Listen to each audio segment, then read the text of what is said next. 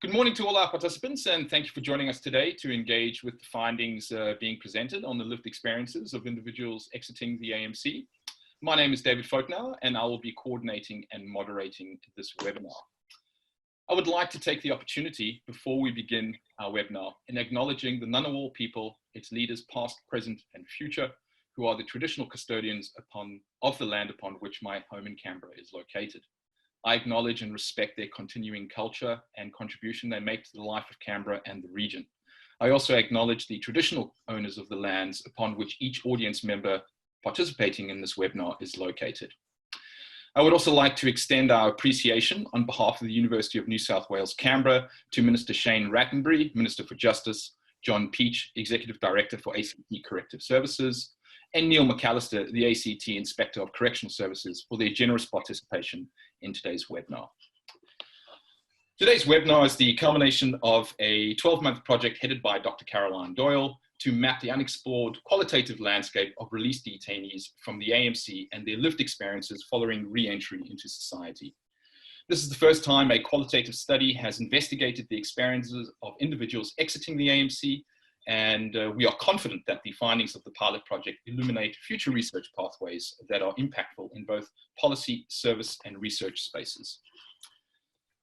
Before we begin our presentations, I would like to do some virtual housekeeping before I hand over to our first guest speaker, Dean Lloyd. Firstly, please be aware that the webinar, throughout the webinar, my apologies, media will be present. This has been indicated on the order of proceedings sheet that has been emailed to you. The webinar is also being recorded for distribution within the participant group of the webinar. I would also like to ask for our audience's indulgence if there is any technical challenges that arise suddenly. We do not expect any, but the impact of COVID-19 has necessitated the use of the virtual medium, and this is not without its growing pains. As your order of proceedings indicate, the Q&A session is scheduled after our two presentations. I would like to encourage all our audience members to post questions in the chat box at the bottom of your screen during the presentations. Once Dr. Doyle has completed her presentations, I will coordinate the Q&A session by fielding the questions posed by our audience members to the two speakers. I will endeavor to capture as many questions as I can. Given the numbers of audiences attending this webinar, may I please ask that each audience member tag their questions with either #research, #service, or #policy. This will greatly assist in the sorting of the questions into three broad themes that this webinar aims to examine and explore. It's now time for our guest speaker, Dean Lloyd, to present.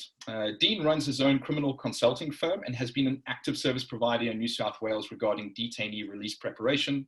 Dean provides a unique perspective in his professional capacity as a criminal consultant, given his lived experience as a former detainee. This lived experience in incarceration informs and guides Dean's comprehensive approach and methodology to the importance of effective release preparation for detainees. On behalf of all our audience members and VIP guests mentioned, welcome Dean, and over to you. Thank you, David. I'd just like to start with, to all of my friends whose lands I will walk across in my life, I wish to say thank you. To the custodians of these lands, its elders, I value and honour your wisdom. I choose to show my respect by acknowledging the injustices that have and still are perpetuated on your mob out there today. I also acknowledge the strength and resilience, the capacity of First Nations people across Australia and around the world. My commitment to you is that I will walk together with you on your journey towards freedom and self-determination. I would also like to say thank you to Caroline Doyle for your kindness, friendship, and willingness to support people society is so willing to discard. So once again, good morning, everybody. My name's Dean Lloyd. I'm a 46-year-old man who is acutely aware that I sit in the most privileged demographic in the world, white and male. I was born south of Sydney and have been married for 11 years. I'm a father of 3 currently who lives in Sydney's inner west. Perhaps most importantly, I am a surfer. I'm a person who still experiences discrimination and disadvantage as a result of a terrible decision I made 20 years ago. Most importantly, I want you to know that I'm more than that poor decision. Today, I have been invited to share with you my personal experience of the New South Wales criminal justice system through the lens of a criminalised person and a person who has chosen to work with people exiting prison. This is a topic I could talk for hours and hours on end about. As I was putting together this, my notes for today, many things come to mind. These are 6 things that really stood out and I want to highlight about my experience. Number 1, the detrimental impact of corrective services industries running New South Wales prisons and commoditising people. 2, the profoundly dehumanising process of prison. 3, how I become so desperate in heroin addiction that I accidentally stabbed a 60-year-old lady with a dirty syringe. 4, the longer I spent in prison, the easier it got to stay there. 5, how a 4-year prison sentence has turned into a life of perpetual punishment. And 6, the countless sad stories about people who needed help and support but ended up in prison. And I've been given 10 minutes today to talk about recidivism, and now I have about 7 minutes and 29 seconds left to do it justice, so hopefully I can. I like to, and I have learned that I would rather focus on solutions, and as solutions focused as possible. And what I will do today is talk about processes to find solutions to recidivism. 3 specific topics that I will talk about is firstly, defining the problem. 2nd, the power of language and its ability to change. And 3rd, practical solutions. So firstly, without a problem, there is no solution. So understanding that recidivism is a problem, and when I Googled the definition of recidivism, what I found was the tendency of a convicted criminal to reoffend. In my experience, to seriously address recidivism, we need to agree on what is driving recidivism and how to accurately measure it. Criminologists that I've spoken to agree the most authentic mechanism of measurement for recidivism is measuring the number of people currently in prison against those that have already been in prison, which is a figure of about 70% according to the New South Wales Inmate Census 2018. So, what is driving people to reoffend? I believe from my personal experience that the barriers people face when released, such as lack of housing and employment, coupled with a lack of preparation for both the releasee and the community where they will return, fuel a dangerous instability. A message that I think is important for you to know is that prison release is a traumatic experience on its own. Moving from prison, a world that is familiar and accepting of who you are and what you might have done, back into a community, a place so foreign, unforgiving, rejecting of you as a person and your attempt to assimilate. It is demoralising, debilitating, and confusing. In my experience, the majority of people currently released are intensely ill-equipped to deal with this process. So what they will do is resource themselves with familiar coping strategies such as drug and alcohol use in order to feel safe and survive this hostile experience.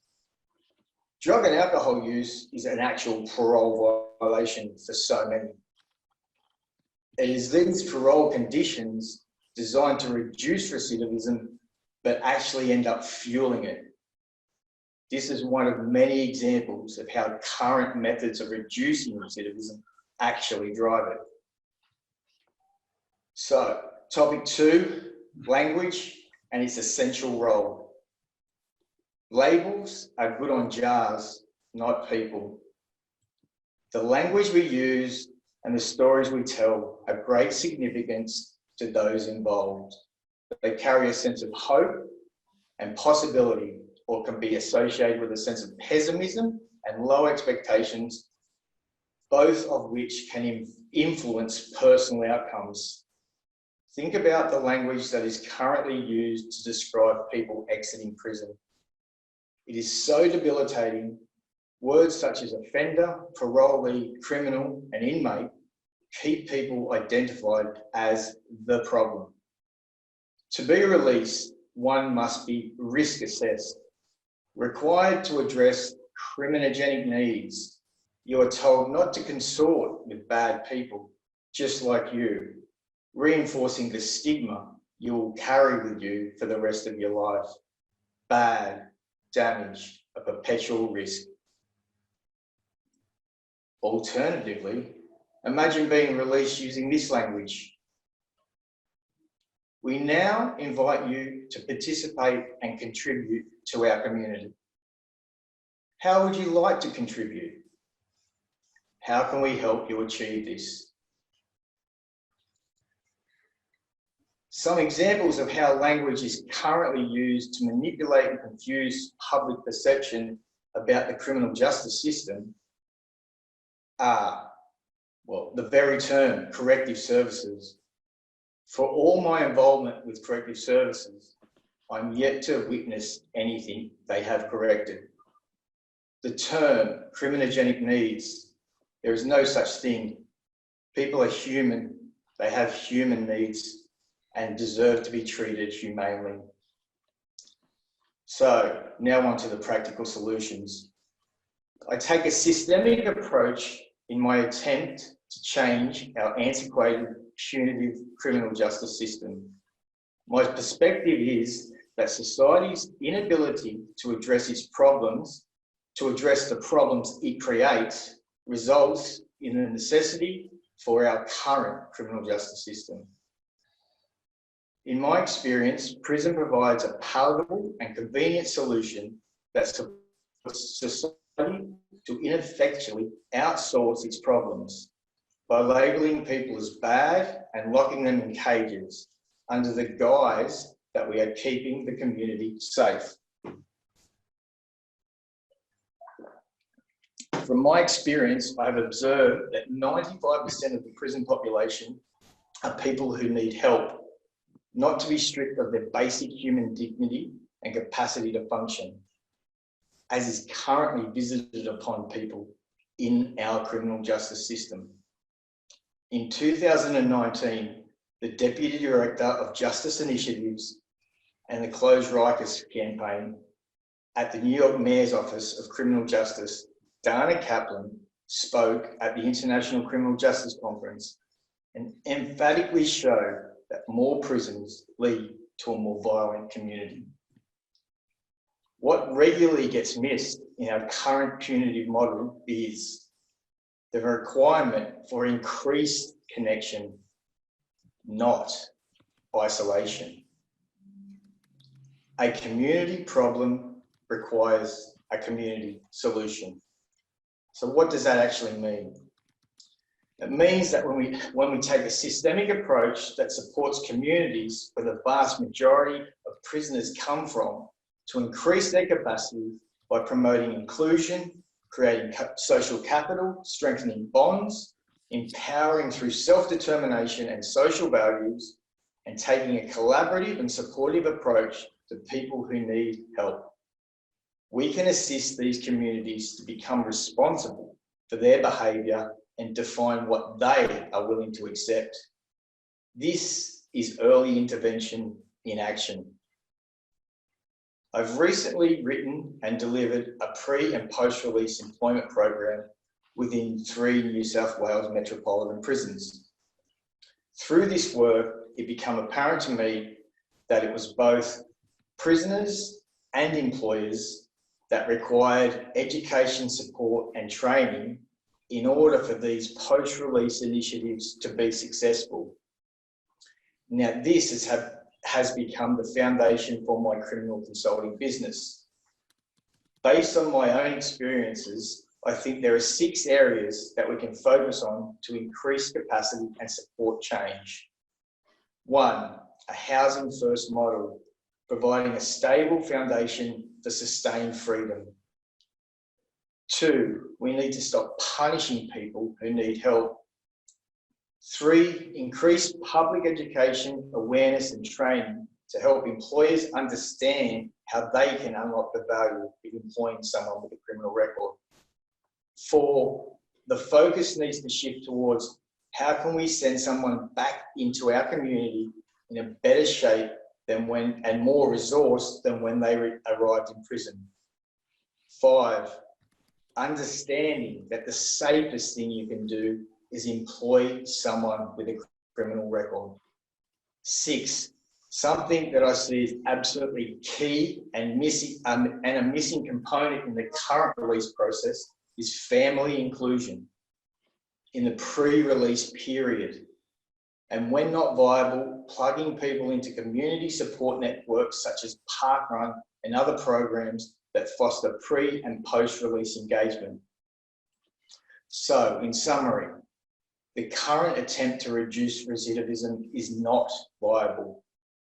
When we realistically look at recidivism and its alarming statistics, it is obvious we can do better.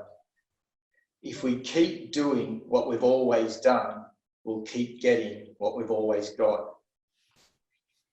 A best practice model that I believe would work requires a program that is provided by an external organisation and looks something like this.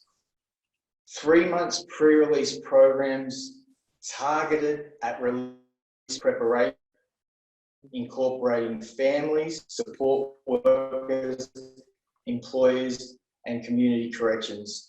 Those being released triage directly into appropriate housing solutions, education, training, and support for all stakeholders, 12 months post-release support for all stakeholders, provisions for various pathways that understand a realistic goal for people to be employed or in further education 6 months post-release or once stable.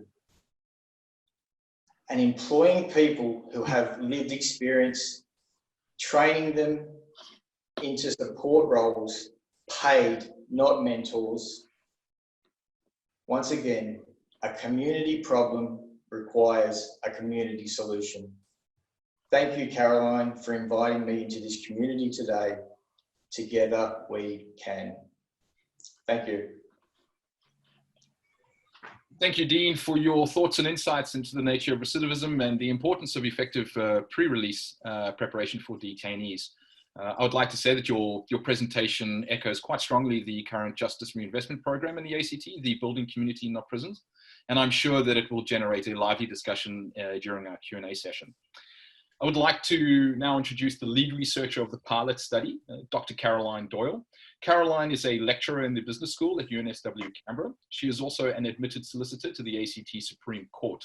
This combination of applied and theoretical training has enabled her to comprehensively investigate both the practical policy challenges and the theoretical issues in responding to pressing social problems resulting from crime and violence. Caroline is the president of Prisoners Aid, an NGO in the ACT, which she has been involved with since 2015 and works closely with government and other NGOs in improving the lives of current and former detainees in the AMC. Caroline, having been involved in this project with you, I'm looking forward to the presentation of the findings as much as you are, I'm sure. The virtual floor is yours. Thank you, David. I'll just sort of get this back up.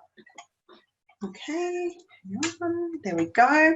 Okay, so I'd like to also thank Dean for providing such personal insights into the challenges that individuals can face upon release. So I'd like to start this presentation by firstly thanking the assistance and the guidance and important insights given by Professor Lorana Bartels and Dr. Anthony Hopkins from the ANU over the last sort of 18 months that we've sort of been getting this project up off the ground. I'm so grateful for the support and guidance that they were able to offer in sort of, as I said, getting this project started and then also looking at the findings of the research. So I'd also like to thank the wide range of service providers and ACT Corrective Services that assisted with this project in 2019.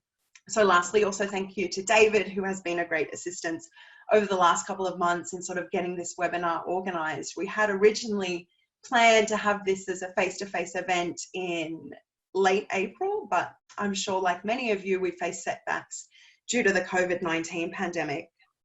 Okay. But for some of you, you may have met me last year when I was collecting data for this project. However, for others, it might be the first time that we've come into contact.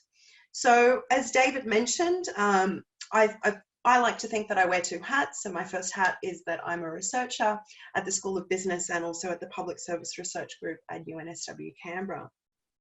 As part of my PhD, I spent around 6 months collecting data in the city of Medellin, Colombia, investigating local levels of crime and perceptions of crime. When I returned to Australia, I was interested in looking at issues of criminal justice a little closer to home. So this led me to my second hat, my involvement with Prisoners Aid. So I became involved in Prisoners Aid around 2015 and started to see the challenges that individuals face upon being released from the AMC. So specifically over around 18 months, I mentored a female while she was incarcerated, her post-release, her re-incarceration, and then her second release. It was during this time that I gained some insight into the challenges that individuals can face upon being released from the AMC. So for example, the importance of having suitable accommodation post-release, finding employment, reconnecting with family and friends, and addressing underlying addiction issues. So after seeing the challenges that this individual faced, it led me to conversations with Lorana Bartels and Anthony Hopkins in around 2018. So we were aware that individuals released from the AMC ended up returning there. We were aware of some of the challenges that individuals faced post-release. However, we came to realise that there had not been a study in the ACT which had investigated these challenges. So these conversations therefore led us to this pilot project. So the goal of this pilot project was to gain further understanding of the lived experiences of individuals post-release from the AMC, and also to provide service providers and policymakers, not only in the ACT, but other Australian jurisdictions, with further insights into these challenges. Okay, it shouldn't surprise some of you that the Australian prison population is at its highest ever recorded level. In 2020, the national imprisonment rate was 220 per 100,000. This is an increase of almost 30% in 10 years. However, what is particularly concerning is reincarceration, or the numbers of individuals who return to prison. So according to the Australian Productivity Commission, on a national level, 46% of individuals released from prison return to prison within 2 years. In the ACT, 42% of individuals released from prison returned within 2 years. However, when looking at the numbers of individuals who returned to prison or received a community corrections order within 2 years, almost 55% of individuals returned. So the ACT actually has the highest number, with 71% of individuals released from prison returned to prison or received a community corrections order within 2 years. So these reincarceration rates can offer some insight as to whether prison works. However, for those of you who do work in the area will know that reincarceration is a complex issue, which can involve an unknown number of variables, such as unemployment, drug use, laws, policing, homelessness, mental health issues, and social supports. So throughout this presentation, you'll see the term reintegration, which highlights the difficulty and the problems with reintegration, as reintegration assumes a degree of integration to be resumed or rekindled. So as acknowledged by my colleague Diana Jones, the experience of ever having been integrated into a law-abiding community is alien for these individuals. So what do we know about post-release experiences? We know that 55% of individuals released from prison returned to prison or received a community corrections order within 2 years. But what we don't have much insight into in Australia is why. What challenges do individuals face upon being released from prison? And why are we seeing these high return rates? What can be done differently from a service provision perspective to assist individuals post-release? So in Australia in the last 10 years, there has been some research which has investigated these questions. So this research has interviewed, completed face-to-face interviews with up to 50 prisoners on a national level and up to 12 former prisoners in Victoria. So what we do know is that there are a range of challenges that individuals face post-release, and I'm sure this won't surprise many of you. So for example, the Hardcastle and colleagues study acknowledged how lack of education, limited employment skills, and difficulties transferring skills gained in prison after release presented a range of challenges. So Jones and colleagues found how former prisoners face challenges addressing underlying self-confidence and self-identity issues. However, these researchers have all acknowledged how further research needs to be conducted to gain insights into these challenges and to understand more about why we have these high reincarceration rates. Moving on to the ACT, what do we know about the post-release experience? So as I mentioned before, it was from conversations with Lorana and Anthony that we realised that there has been limited research, limited qualitative research, which has investigated the experiences of individuals post-release from the AMC.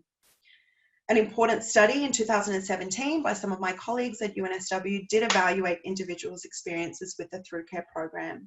So for those of you who aren't aware, this is a voluntary program that provides supports to detainees returning to the community at the end of their sentence. So the evaluation followed both a qualitative and quantitative design. They asked individuals about their experiences with the program and how it assisted them post-release. So the overall findings were positive, however, they identified that there were 3 challenges. So the first being that there were confusion by clients about the program, which could be overcome by providing more detailed information or providing it again if needed. So second, the importance of stable and suitable housing is a key factor for a client to succeed. And lastly, greater engagement with employment services, especially those who have experience working with former detainees. So I'd also like to acknowledge the important recent studies by the ACT Inspectorate of Correctional Services and ACT Health, which have provided important insights into the lives of detainees at the AMC. So as David mentioned, it's important to sort of position this study within the current policy context, which many of you will be aware of. So the Justice and Community Safety is currently implementing the Justice Reinvestment Strategy with the goal of reducing recidivism by 25% by 2025. So this study, this pilot project will provide important insights for JACs in achieving this goal. So as I mentioned before, it was from conversations with Lorana and with Anthony over 2018 that we realised the importance of investigating these areas. So specifically in the ACT, further insight is needed into the experiences of individuals following their release from the AMC. Further insight is needed into how particular service providers may have assisted individuals with their successful reintegration into the community and what could be improved. So this was the first time that a qualitative study attempted to sort of further understand the experiences of individuals following their release. So I'll now move to discussing the findings, but before I do, I'm just going to briefly, very briefly, discuss the methodology and methods used. So this is just to show you how the data was collected and analysed, and to show you how it does provide an accurate representation of the experiences of individuals following their release from the AMC. So with the methods, I'm just going to bring your attention to 4 things. So firstly, why qualitative research? As I mentioned, we know the numbers. We know that in the ACT, 71% of individuals released from prison returned to prison or received a community corrections order within 2 years. However, qualitative research allows us to understand why, to look beyond these numbers and allow individuals an opportunity to explain their story. What challenges did they face upon release? What supports could have assisted them to ensure they didn't return to prison? So individuals for this study were asked in face-to-face interviews in 2019 to provide their experiences about the challenges that they faced post-release. Individuals were told about the study via a flyer which was advertised in service providers. The second thing I'll just draw your attention to is that for this research to go ahead, ethical approval was given by the Ethics Committee at UNSW in 2019, Permission was also granted from ACT Corrective Services, and support was also given by a wide range of service providers that provide support for individuals in the ACT. So I'd like to thank again this support from ACT Corrective Services and the service providers. So the third area is the inclusion criteria. So for individuals to participate in this study, they needed to have spent at least a month in the AMC and had been released in the last 6 months. So why a month? Previous research has shown that even a short period of incarceration can have an effect on reintegration into the community. Previous research has also shown how individuals serving shorter sentences, such as a month, are more than often those who have committed multiple less serious offences and tend to be those who cycle in and out of the criminal justice system. So individuals that participated in this study were paid in $20 essentials cards, and the interviews ranged from 30 minutes to over an hour. So the last area that I'll just sort of draw your attention to is that there are particular challenges with doing this type of research. As acknowledged by my colleague Diana Jones, recruiting and interviewing former prisoners does require flexibility, tenacity, and respect. So for this research, it was particularly challenging to recruit individuals. This was despite the support from service providers and ACT Corrective Services. So for example, some individuals who did make contact questioned whether they could sort of trust the researcher with any information they provided. Establishing trust and rapport with individuals was such an important part of this research. It was also important to acknowledge that sort of it was difficult to arrange a suitable meeting time with participants. Often they asked to sort of meet, can we meet right here, right now? As they weren't sure about their future plans. They weren't sure if they were going to be offered a job. They weren't sure about when a housing inspection might be. So I'm more than happy, perhaps during the Q&A, to talk a little bit more about the challenges of doing this research and provide some recommendations for other researchers looking to follow a similar design. So on this slide, you'll find the demographics of participants of this study. I'll just remind you that all names have been changed to protect the identity of participants. You'll find that the median age of participants was 43 years old. The majority were male. Only one individual identified as Aboriginal or Torres Strait Islander. And the participants had a range of prison sentences, so the most being 6 years and the least being 1 month. And also some had spent time on remand and some had been sentenced. However, what is most important is that the majority of participants had previously spent time in prison. So this was either in the ACT or another Australian jurisdiction. So these range from 6 prison episodes to 1, from a 16-year sentence to a 1-month sentence. For some, this prison previous episode or episodes may have been in the last 6 months, or it may have been over 14 years. So this is important, as this pilot project, the data provided is drawn from individuals who may have spent the last 14 years cycling in and out of the criminal justice system. So the number of prison episodes hasn't been provided for each individual, just to protect their identity. So following the transcriptions of the interviews, these codes were used to analyse the data. So they've been mainly drawn from the 2001 study, Making Good, How Ex-Convicts Reform and Rebuild Their Lives. So this study provided a narrative analysis of the lives of repeat offenders. So coding themes were also drawn from the ACT, Inspectorate of Correctional Services Healthy Prison Report, and the ACT Detainee Health and Wellbeing Survey. So now moving on to the findings. So there are 3 main findings from this research. So firstly, looking at the lived experiences of individuals following their release from the AMC and their re-entry into the community. So what is firstly important to acknowledge, which was best expressed by Brian here, that leaving prison, individuals spoke about their mixed feelings. Whilst for some it can be a day that they're reunited with their family and with their friends, it's also a day that's met with a lot of unknowns and a lot of anxiety. So not knowing how they'll be received by their family and by their friends. So for example, one participant sort of spoke to me about how she wasn't sure what she was going to say to the other mums and dads at school pickup when they asked, well, where have you been for the last 18 months? So not knowing if you'll be able to find employment and what to say if a potential employer asks about your background. So as Dean said, it can be this traumatic, this demoralizing and confusing experience. So in terms of preparing individuals for this release date, the participants spoke about how, from their perspective, the programs offered at the AMC, in their experience, did not appear to assist them in providing pathways post-release.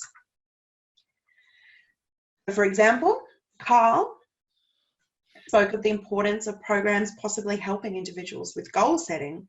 So for Carl, a program such as this would be important as it would help with building confidence for the challenges post-release and sort of letting people know that, yes, they can really do this. They can really do this on the outside.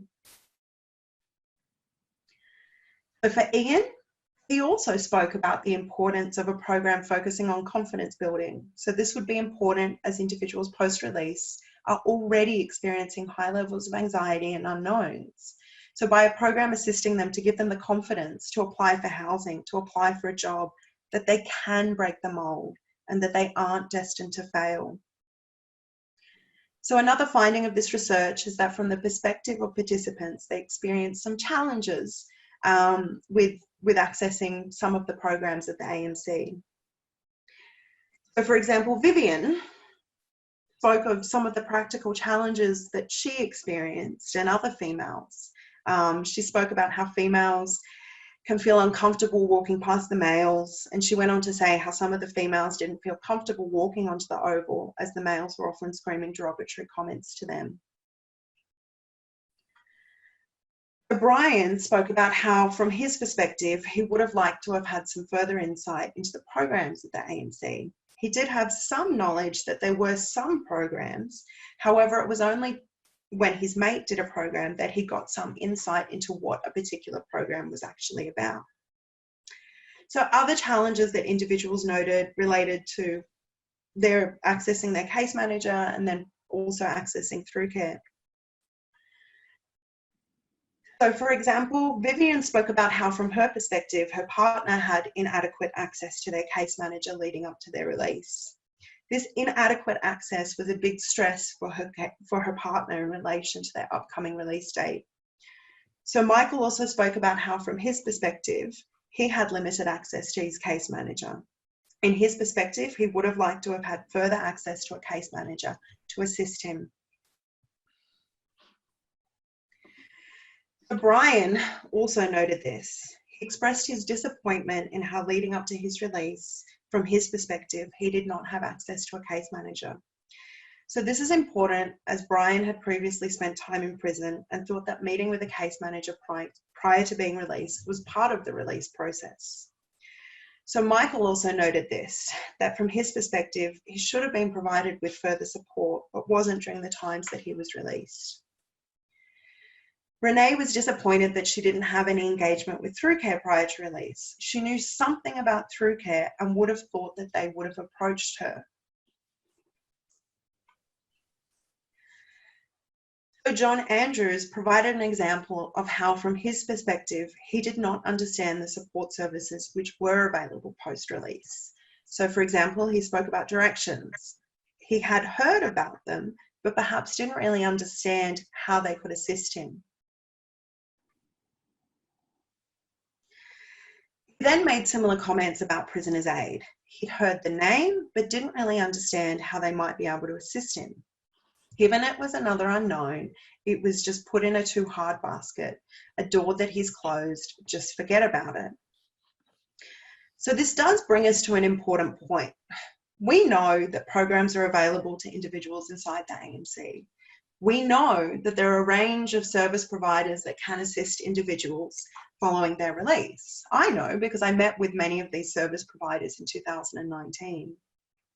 However, as was noted by the participants, there appears to be this lack of understanding of the availability of these programs and service providers, and specifically what they might be able to assist individuals with. So what this could mean is that from the perspective of the users, of individuals, this information isn't really being communicated to them, or perhaps it's being communicated in a way that they don't really understand. So this is consistent with some of the insights provided by the Through Care program, which found that clients were confused about the services offered. So recommendations were provided about perhaps providing more detailed information to clients, or providing it again if need be.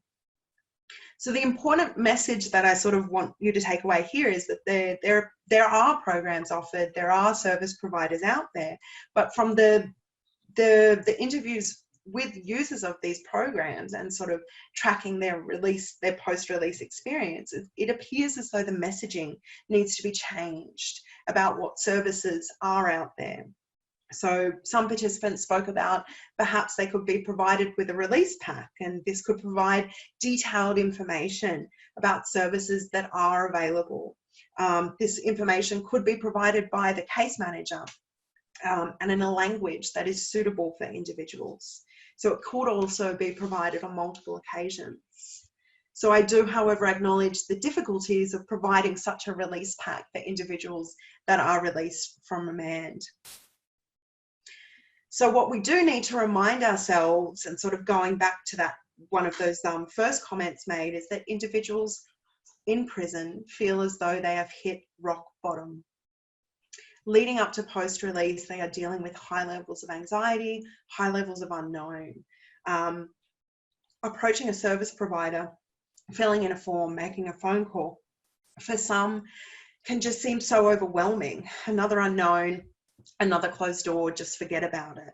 So it's just sort of about that messaging, that perhaps if the messaging is changed about what services are available and in a language that is suitable for individuals given their particular circumstances. So going back to sort of positive engagements that individuals did have with service providers, they noted their engagement, their positive engagement with services such as Through Care. Someone spoke about their positive engagement with Catholic Care, with Torah, with Directions, Street Law, Care Financial Counselling, Karma, the Women's Centre for Health Matters, and how this positive engagement did assist them post-release. But in terms of improvement to specific service provision, so individuals spoke about a range of challenges that they were facing, such as finding employment, repaying debts, addressing underlying addiction issues, and reconnecting with family. But the one theme that came up time and time again was the issue of housing. So individuals spoke about the perceived lack of availability, wait time, the conditions of housing, the difficulty obtaining private rental in the absence of government housing. So for example, Kevin spoke about how leading up to his release, he didn't have a place that he could call a home. So it's really unclear if Kevin was referring to the fact that given the period that he had spent in prison, he felt like prison was his home, or if he doesn't have a place that he could call a house, or somewhere that he feels belongs to him. So he went on to sort of say that most individuals leading up to their release date feel similar.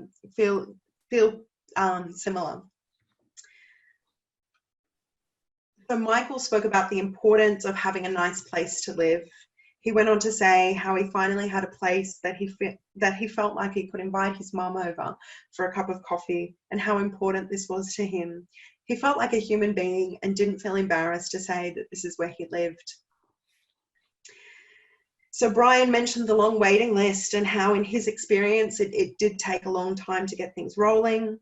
James acknowledged how in his experience an important issue of how an individual can't get released unless they have somewhere to live, and he was just lucky that the caravan park accepted him on parole.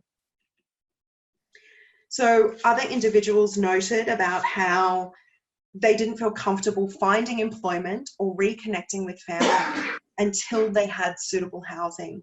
So the number one priority post-release was finding suitable accommodation.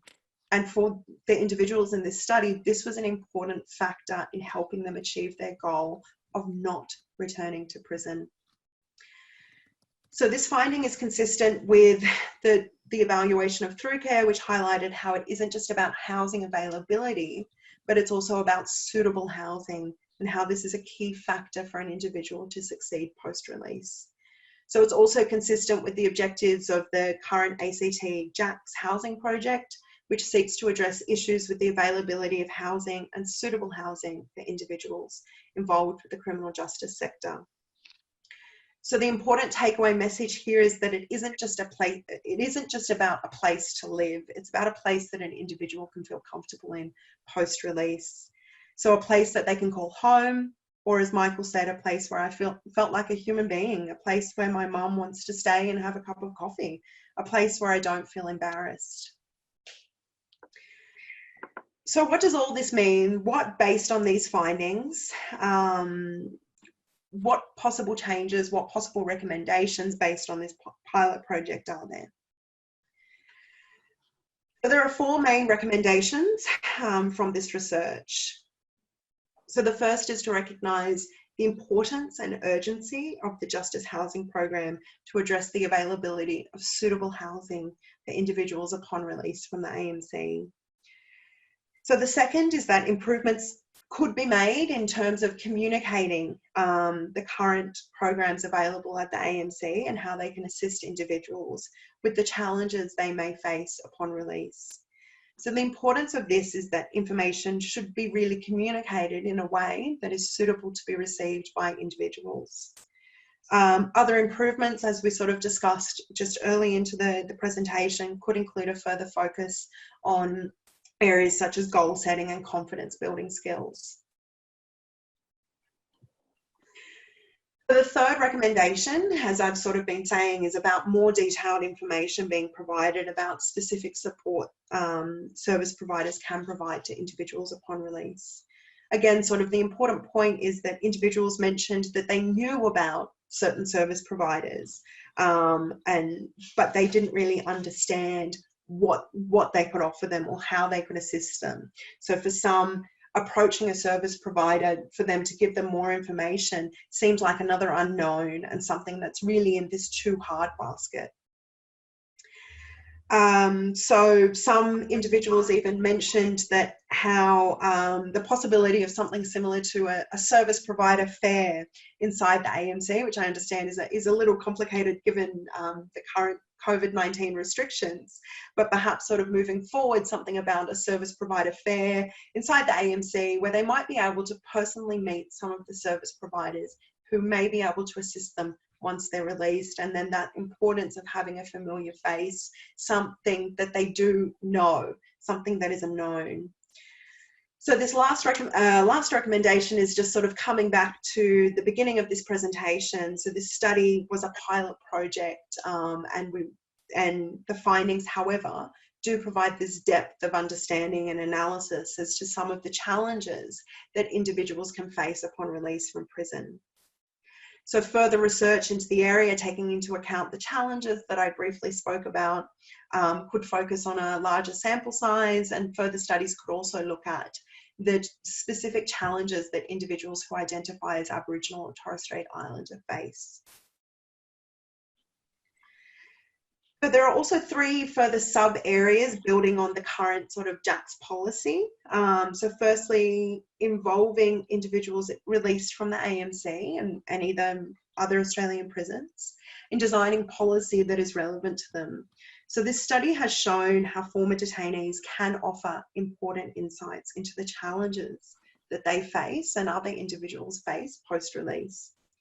So previous research has found how the participation of former prisoners and the opportunity to give back, such as in prison reintegration programs, do offer a range of benefits, including improved community reintegration. So building on this point, a further study could examine the feasibility of establishing something similar to a peer mentorship program run by former detainees. One participant specifically spoke about how, given her own personal journey, she was motivated to train to become a case manager, as she felt like she had a good understanding of the type of language and the type of words that needed to be used to sort of guide individuals once they are released. So I'd like to acknowledge the work of Claire Seppings and how she has shown how these types of programs can be successful in sort of helping individuals post-release. So lastly, and this is sort of again within the COVID-19 current restrictions, might be something down the track. So this establishment of an annual sort of conference or biannual conference, which could be this opportunity to bring together former detainees, so from the AMC, policymakers, service providers and academics, to really gain further understanding of these challenges post-release and establish better best practices for re-entry. So I'd just like to finish up by saying thank you again to Lorana, to Anthony, to David, the wide range of service providers and ACT Corrective Services for all your support and assistance over the last 18 months in sort of getting data collected and analysed for this pilot project. So I'll now hand over to David for any questions. Maybe if I leave that up there. Thank you, Caroline, for the presentation. Some of the lived experiences that you have spoken to from the released prisoners captured during the study are very powerful, and I'm sure profoundly resonate with many audience members here today. I remember discussing with you some of these findings, and particularly that statement by Brian regarding the housing and how powerful that is and how it encapsulates the state of mind that many, many detainees feel prior to their release. It's now time for the Q&A session, and thank you to all audience members that have posed questions thus far. As I mentioned at the beginning of our webinar, I will endeavour to capture the spirit of as many questions as possible, given the numbers of attendees that we have. And I would like to thank our audience members thus far for using the hashtags to sort out the questions.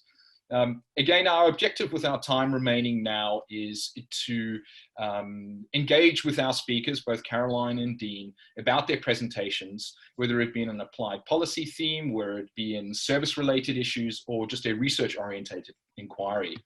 I would like to also state with some of our audience members who may be familiar with Zoom, please be aware that the hands up functionality is disabled in this session and audience members are not able to interact with each other.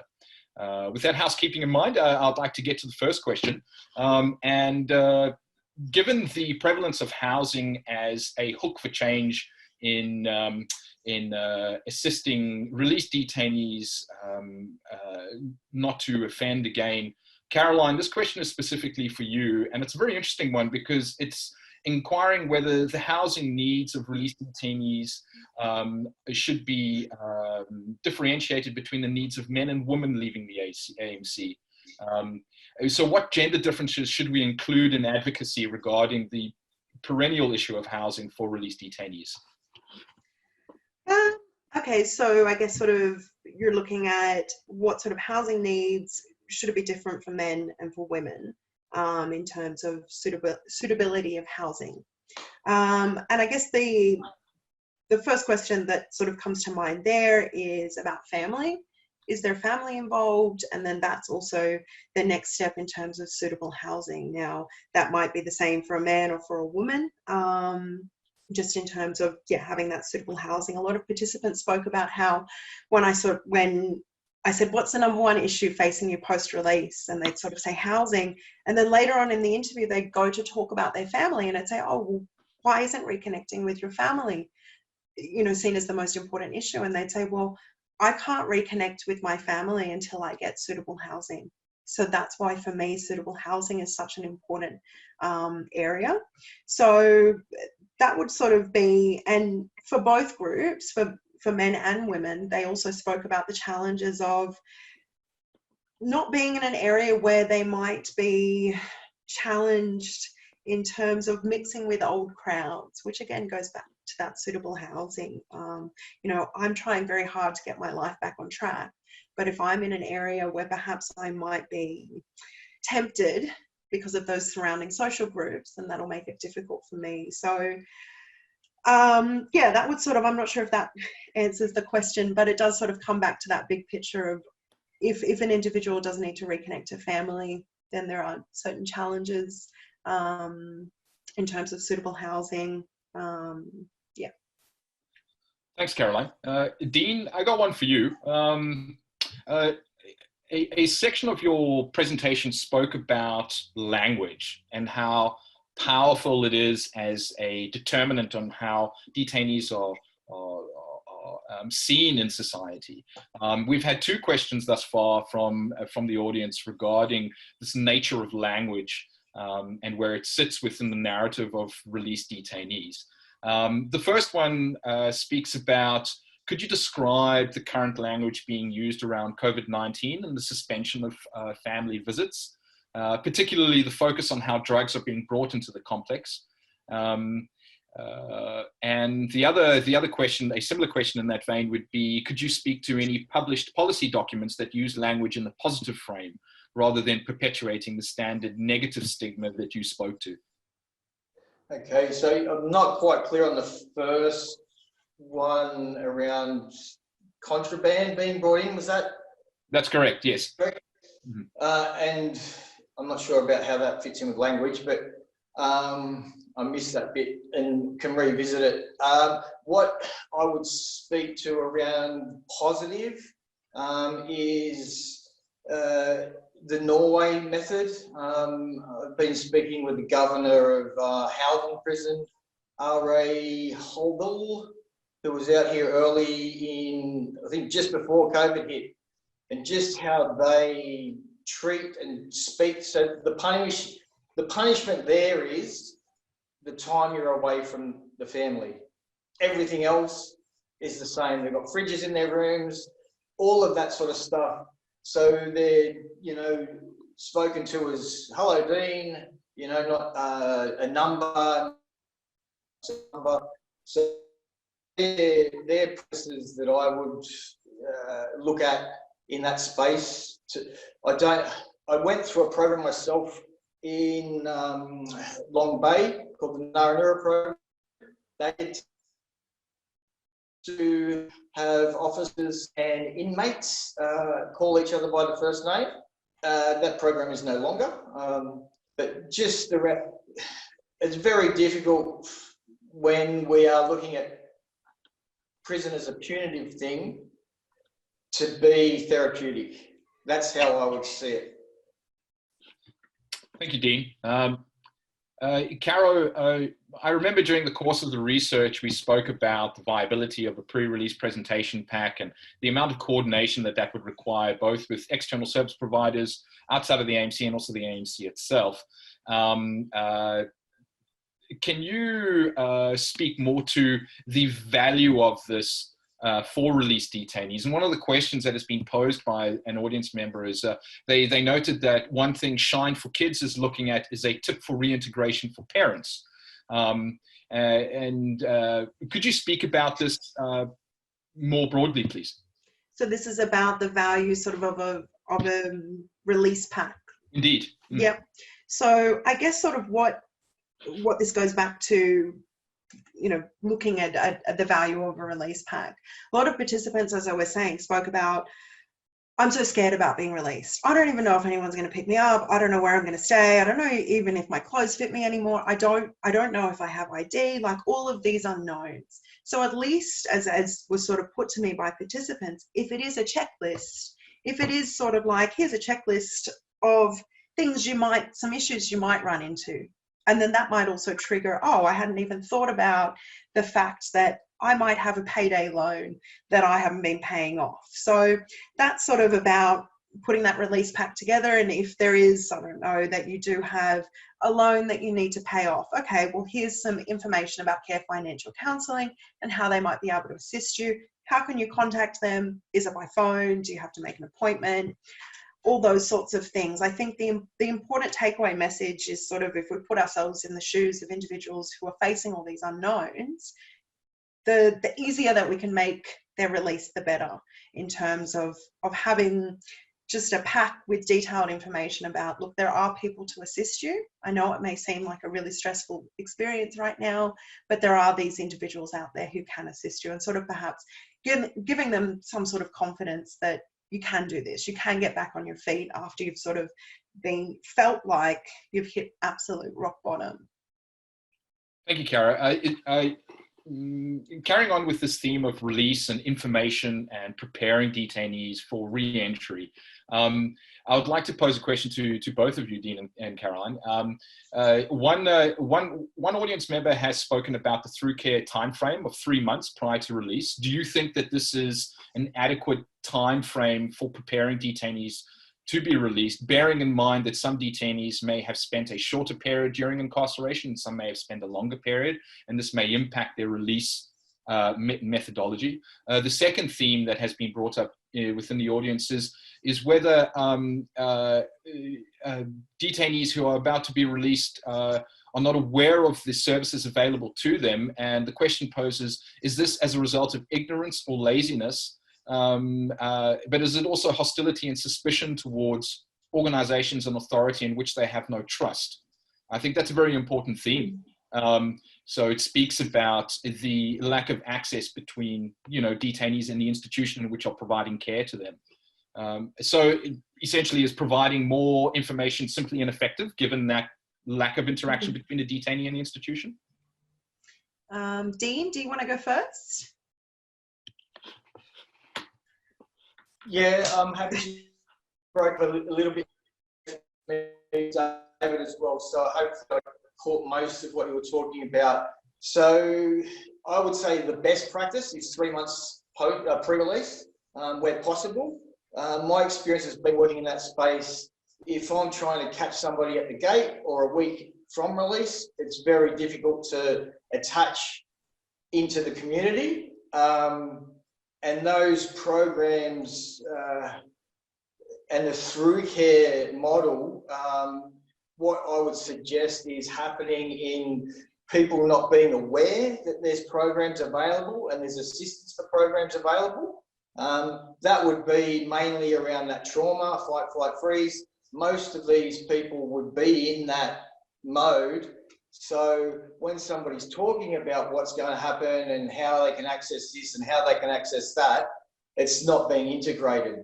Hence the consistent weekly visits. So this isn't like 3 months and it's like, oh, we'll come once in 1 month. It's like weekly visits for 3 months to be able to really, really drive home where you're going to be and what's going to be like and the realities of those things.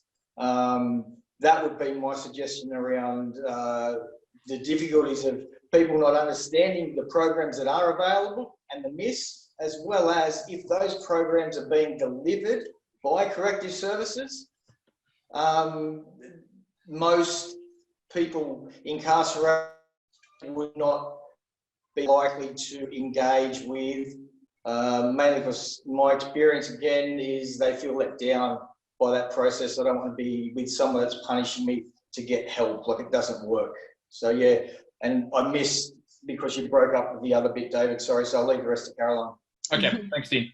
Thank you. Okay, there were 2 questions there. One was about through care and one was about sort of individuals' perceptions, self-perceptions, and then also perceptions of the program availability. And I guess sort of, Dean, you're talking about 3 months leading up to release, and as acknowledged by the person who asked this question, this is hard given individuals who may serve shorter sentences. Is it a magic number? I'm not sure whether there's a magic number, whether it's 12 weeks, whether it's 8 weeks. I haven't looked, I didn't ask participants sort of what would have been, thinking back 3 months before your release, when would you have liked some engagement? I think my important takeaway message is that about having a plan, and that might help to address some of this anxiety, some of these unknowns leading up to release. Okay, has someone sat down with you before you're released, whether that is a month, 6 weeks, 10 weeks? Where's your housing up to? Do you have a plan of where you're going to live? Do you have someone that might be able to pick you up? Okay, you don't have someone, let's look at also alternatives. Do you have a plan for employment? Okay, you don't? Well, let's look at the skills that you did develop whilst you were in here. Let's make sure that someone's available to meet with you. And so that's what I guess my takeaway message would be. I'm not sure if there's a magic number, but what it is most importantly about is having someone sitting down and mapping out a plan. This is, we know that you're going to face these challenges, so let's help you to address those. And with the second question about this awareness, is it about sort of not knowing and more detailed communication would help, or is it more about ignorance, laziness, hostility to authorities? And I think that that's a really important point, especially something that even came up in this research about hostility to authorities. And the university on the flyer was seen as another authority. Why should I trust you with information? And perhaps that's going back to that point. Why do they feel lazy? Why do they sort of feel like they don't deserve anything? Because they've hit rock bottom in prison. And it's sort of perhaps about addressing, well, why do you feel lazy? Because I haven't achieved anything in my life. Okay, well, let's see that you can achieve something. And that's what I think the participants were talking about with those small goal setting. If we can set small goals for ourselves, then we can show ourselves that we're not lazy, we're not worthless, we're actually an important contributing member to society.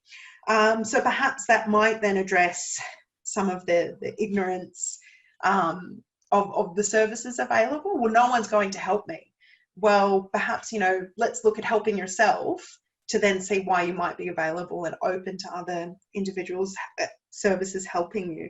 And then that hostility in terms of to authority, and I mean, that's sort of going back to, we didn't ask individuals about their experiences specifically with authorities, but you can imagine an individual who's cycled in and out of the criminal justice sector for the last 14 years will have some authority and so some hostility to authority. So I guess sort of my short answer to that question would be perhaps going back to those ideas that were given by the participants about the small goal setting. And if we can start to see that small goal setting, you can see that you're not a lazy person, that you can actually achieve things. Thank you, Caroline. Thank you, Dean. This discussion that's carrying on right now about release preparation seems to have generated some questions from our attendees, and I'm going to carry on with this theme. And I'd like to quote directly on this question because it's very well phrased. And this is to both Caroline and Dean. What are your thoughts around preparing people for release as soon as they enter custody? To leave people languishing and killing time feels as though it is in contrast to the ACT's government's committed policy approach to reducing recidivism by 25% by 2025.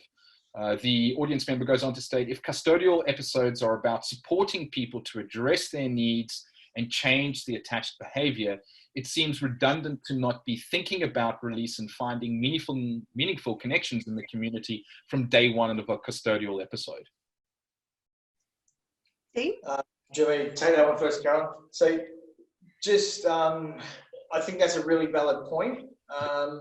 And understanding, obviously with from my experiences, you see somebody that gets a significant sentence, trying to address, like if someone gets 14 years, they don't want to think about getting out at all. And that would be a slow process over time of, I would say, providing access to university degrees and levels of education that would see them transition out with qualifications, more so in the shorter periods of, I think the vast majority of sentences sit around about 18 months. That's just a guesstimate there, but from what I remember, preparation should be the main agenda for release. Ultimately, everybody, I always say this, 100% of people getting out, some are dead and but everybody gets out. The ones that get out, they're coming to live next door to you, to me. How do you want your neighbour to be getting out from prison? Angry and resentful? Or, having addressed some of their issues? But I go back to the thing of, I don't believe, from my experience, the punitive practices and the inability to participate in programs and education currently in New South Wales because of corrective services industries having people working consistently for them, not for qualifications, however, that would inhibit those processes. So once we move away from that punitive model of how many ways can we punish you to how can we help you, that will allow that, I would say, but there's a long way to go there. Caroline? Okay, so I guess the question is about, you know, as soon as an individual is incarcerated, we should be preparing them for their release. And I guess that is a very important point, that whilst you're in, you know, when you sort of ask individuals, well, what did you see your time in the AMC for? And they'd sort of say, well, I felt terrible. I felt like I hit rock bottom. And, you know, thinking about the whole time, I will get out eventually. And what am I going to do with myself to not get back here? Because, you know, it's not a life goal to say, I want to get back to prison. And I think that, yeah, definitely when you look at the programs that are offered to assist individuals whilst they are incarcerated, are they going to help you to provide some pathways post-release? So looking at things like education programs, training programs, and going back to that sort of goal-setting programs as well, so that once you are released, you sort of, maybe it even goes back to the previous question about, well, should we be intervening 3 months beforehand? Or perhaps it is just about having a discussion about a plan. Okay, well, what do you want to achieve whilst you are here to make sure you don't get back here? And sort of going off what Dean was talking about, the importance of having, do you have some supports once you do get out here? Is it about family? And I guess I'm saying that some individuals would speak about, when I'd ask them, is it family or friends that helped you? You know, did you have a peer group? And they'd say, well, I don't want to socialize with those friends anymore. My family was so important for sort of keeping me on track. Some individuals spoke about the importance of their mum, that was sort of, I wanted to show her that I have done something with my life. So perhaps it is about making sure once an individual is incarcerated, that they do have those support networks, such as family visiting them. If they don't have family visiting, is there a possibility of a phone call? Is that something that a service provider could assist to making sure, working on the outside to sort of say, okay, do you have someone that's able to help you as a support network once you are released? So yeah, I think that that's a really important point about once an individual is incarcerated, making sure that they are being set up for their release date. As Dean said, they do get out. So David, I just want to cover off on that, and I think what's being missed here, and I touched on in my topic, is, so this is only half of the job. I know someone that got so many certificates and qualifications while they were in prison, they cannot get a job now that they're out. So it's half of the job that's getting done. We can prepare people and make prison as comfortable and as therapeutic as possible, but recidivism happens in the community. The barriers are in the community. The focus is on prison, and trying to get them to solve these problems. This is where I believe, and I say, this is a community problem that requires a community solution. So focusing on prison and making them do the work that we're unwilling to do, I don't think that's the only solution either. Like, it's half of the job. So yeah, sorry, I just want to add that. And I guess maybe, I don't know if this question has come up, David, but sort of jumping on what Dean just said, when I asked people, you know, well, what about employment? Is that important to you? Yeah, but first of all, housing is important. And why, you know, it's so hard to get a job. Well, why is it so hard to get a job? Well, did you know that I've spent time in prison? People judge you. And I'd say, well, no, they might not. Well, I'm too scared of being rejected. I'm too scared of then having to sit there and explain my past to a stranger. And sort of that's what, there is this perception perhaps of individuals with a criminal record, we don't want to employ them. And so that's this another unknown. So. Thank you, Caroline. Thank you, Dean. Again, this release preparation and the complexities of release is a major narrative that the audience members are looking at right now. And I would like to amalgamate two different types of questions into one, particularly regarding the release of Indigenous peoples and the release of people of a young age. One of the audience members spoke to that, said that recidivism in older people is less than people say in their 20s. And they're asking whether we need to tailor rehabilitation according to age, and equally should specific rehabilitation and re-entry programs be tailored for Indigenous peoples? Mm-hmm. I guess sort of on talking about the challenges that individuals who identify as Aboriginal or Torres Strait Islander, there was only one participant in this study that did identify, which was sort of one of the recommendations coming out of this pilot project, that it would be really interesting to see the specific challenges. So I can't actually sort of answer to that question. I would say sort of, yes, I strongly agree that there should be, but I just sort of, based on the data that I did collect, I'm unable to sort of say these are the particular challenges that they do face. In terms of, the different age demographics, I think that that's a really important point, that someone who's 25 and has been in and out of the criminal justice sector perhaps since they've been 18 or younger has a different outlook on life than someone who's perhaps 45 and has been in and out of the criminal justice sector. Perhaps it is about whether it is going back to that idea about peer mentorship as well. Someone who's 45, who's spent one prison episode and then was able to turn their life around, and then sort of coming back to someone in their early 20s and having a chat to them and saying, mate, you've either got pathway 1 or pathway 2.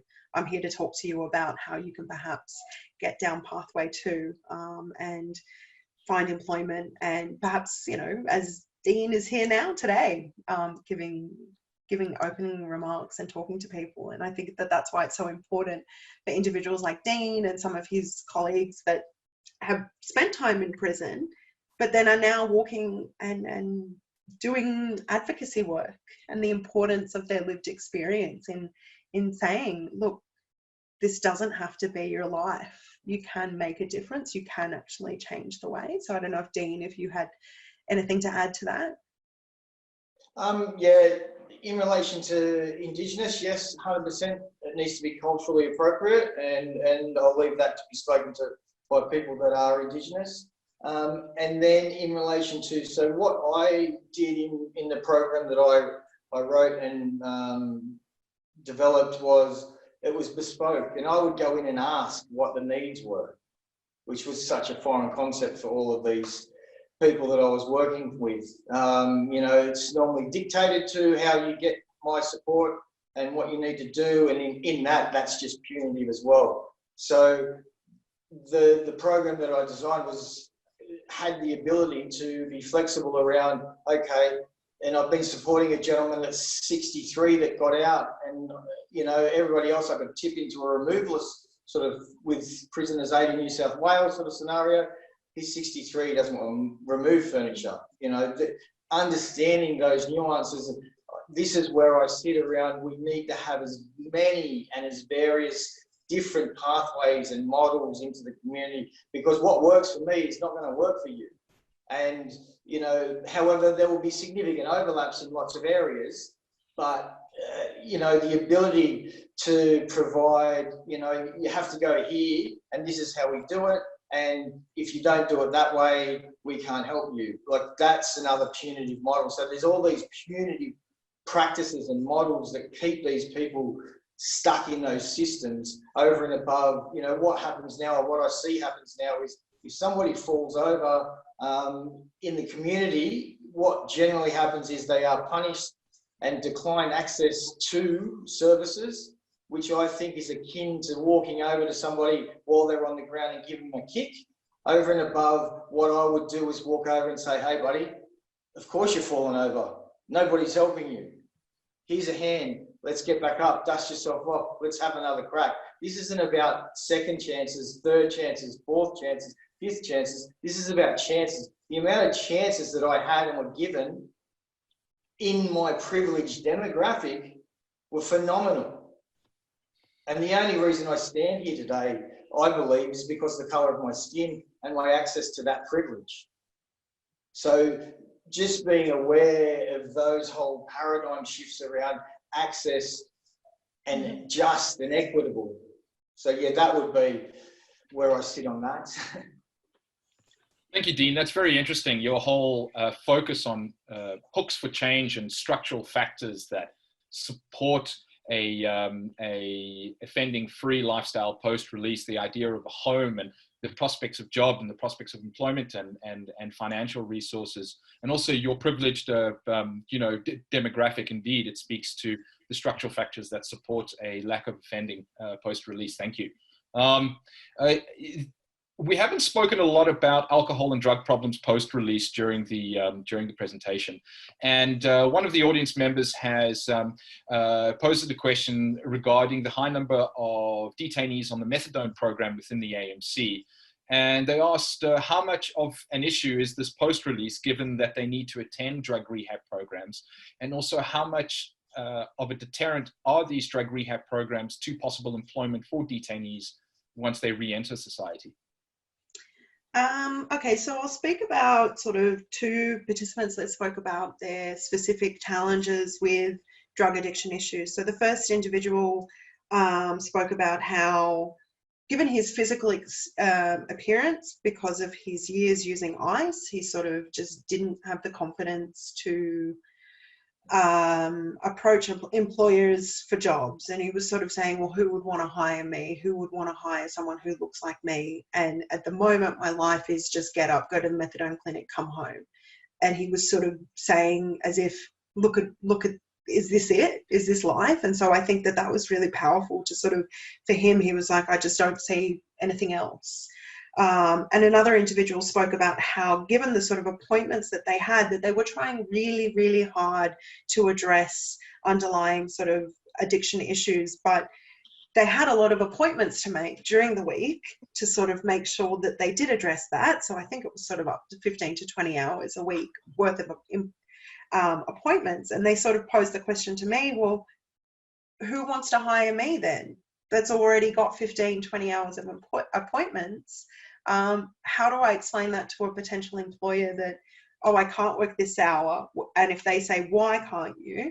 And I say, well, I've got to go to my drug rehab course. I just don't feel comfortable. And so I think that that was a really interesting, that she had tried really, really hard, and she's continuing. She's very determined, but then sort of, well, how can, you know, I don't even want to think about employment because I still want to address these underlying issues. So yeah, that's sort of the two themes that come off the top of my head about sort of methadone and drug addiction issues and the challenges and how that fits within the whole narrative of post-release.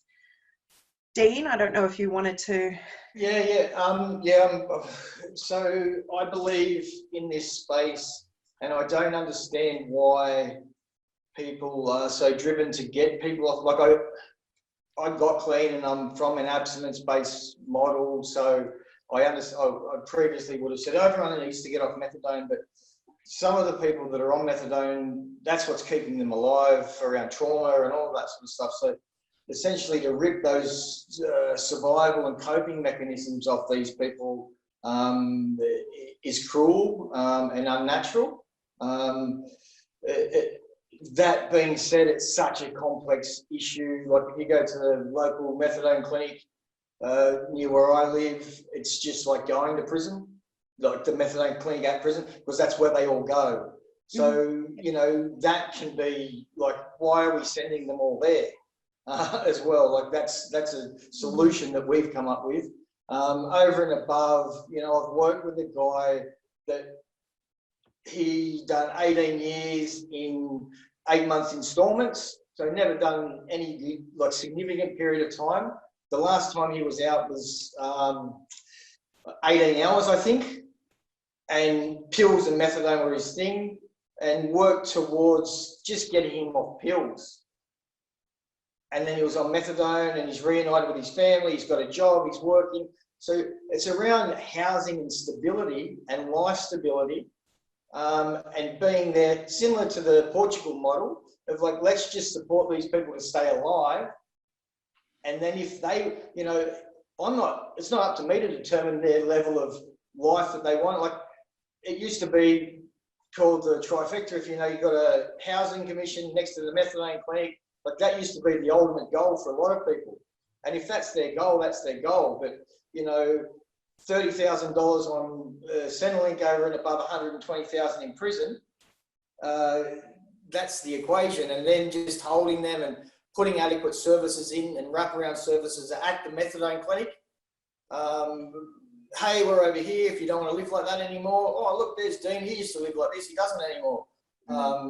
Those sorts of support mechanisms, you know, and these are gently, softly sort of stuff that over time will transition into different scenarios for people and have different lifestyles, I believe, and I've seen. Thank you very much, Dean. The time now is 11:25, so we've got 5 minutes before the end of the seminar. Sure, that Q&A went quite quickly, and thank you to all audience members who've posed those questions. I know that I have missed some questions, although I try to group them in themes as best as possible.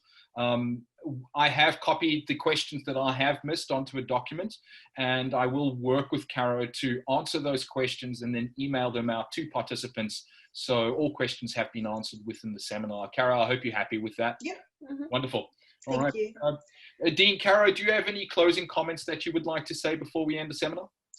I guess I'd just like to sort of say thanks again to Lorana and to Anthony for all your help and assistance and sort of important insights over the last 18 months with sort of getting this project, this pilot project up and running. We faced a lot of challenges, but I'm so glad that we sort of, with your support, that we could present these findings today. So thank you to David again for sort of helping, all your assistance over the last couple of months. I would not have been here today without you. And to Sally at UNSW Canberra for sort of helping with this event, the service providers and ACT Corrective Services. Again, I couldn't have had the ability to collect this data without your generous support. And so thank you, Dean, as well for providing your insights today. And I'm so glad that you feel comfortable sharing your experiences with this audience. So as I mentioned in the presentation, this was a pilot project, and I hope that it was able to provide some insights into the challenges that individuals face post-release from the AMC, and I hope that you sort of found some of these insights useful, and whether there sort of will be a continuing project, I hope so. But yeah, this was a pilot project with the idea that sort of if we got these insights, then there might be further projects, further research down the track. Thank you, Caro. Dean, do you have any closing comments? Yeah, I'd just like to really say thank you to Caroline. I really appreciate having this audience and, you know, being invited to participate in the community, and that's what this is about for me and for many others. Without hope, I become hopeless, and when I become hopeless, I become desperate, and I'm only one bad decision away from being back in those spaces. But one thing I really want to highlight is this isn't, you know, there's a lot of focus on prison and prison doing the right thing and prison this and prison that. What I've discovered is this is a community problem, and until we address that, we're wasting money. And please, let's not waste any further money around doing similar things, because we're going to get similar results. So yeah, I would just like to, you know, let's work together collaboratively to, you know, find solutions to this issue, because it doesn't need to keep going. Thank you, Dean. It's very timely advice. Thank you. And thank you, Caro, for presenting the findings.